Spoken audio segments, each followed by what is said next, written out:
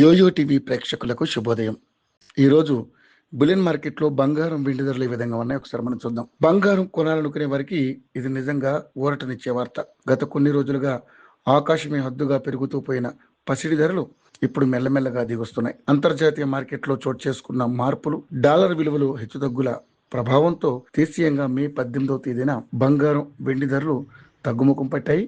నిన్నటితో పోలిస్తే నేడు తులం బంగారంపై గణనీయమైన మార్పు కనిపించింది. శుభకార్యాల సీజన్ నడుస్తున్న తరుణంలో ఈ ధరల తగ్గింపు సామాన్యులకు పెద్ద ఊరటగా మారింది.